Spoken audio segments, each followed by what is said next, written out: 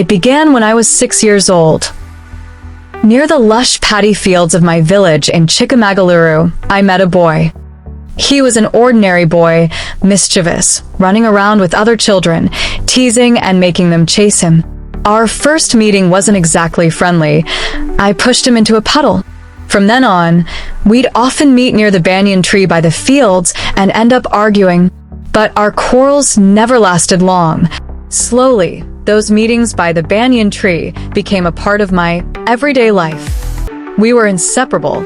I shared all my little secrets with him, and he'd listen silently, a rare quality for someone our age. At school, we had different friends, but after school, we'd meet near the fields and share every detail of our day. One day, I told him about the boy from my school who had hurt me with his words.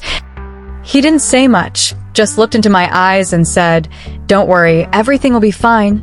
His words felt like a balm to my heart. I smiled, grateful for his kindness, but I didn't recognize what I was beginning to feel for him. That night, lying on my charpai under the stars, I wondered if it was just friendship or something more. We grew up together, shared dreams, fears, and hopes. Through high school and even during college, our bond stayed strong. But I always told myself it was friendship. On the night of our college farewell, we went to the campus fest with different dates, but all I wanted was to be with him. After the event, we sat on the terrace of the hostel under the moonlit sky, talking about our future plans. As he spoke about his dreams of moving to Bengaluru to pursue a career in journalism, I felt a pang in my heart. I wanted to tell him, "I love you," but fear held me back. I convinced myself I'd find the right moment later. Years passed. He moved to Bengaluru, and I stayed back in Chikkamagaluru, taking up a job as a school teacher. He'd call occasionally, and every time I heard his voice, my heart ached to tell him how I felt. But he always seemed busy, meeting new people, building a new life. One day, I received a wedding invitation. It was his. My heart shattered into 1,000 pieces, but I smiled and attended his wedding in Bengaluru. Seeing him with his bride, I felt a bittersweet joy. I danced at his wedding, but every step felt like a farewell to my unspoken love. Life moved on. He wrote letters occasionally, and I cherished each one. Then one day, the letter stopped. After months of silence, I received a letter asking me to meet him under the banyan tree.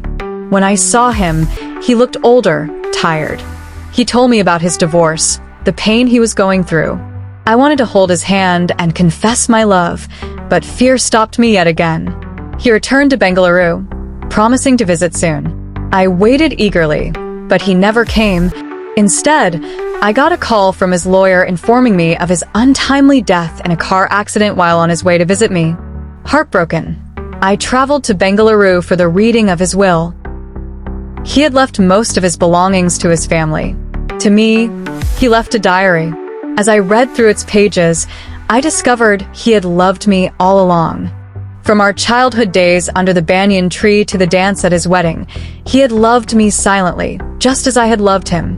His final diary entry read, "Tomorrow, I will tell her I love her." The date was the day of his accident. If you love someone, don't wait to tell them. Life is unpredictable. Tomorrow may never come. The moral of the story is, express your feelings before it's too late, as life is unpredictable.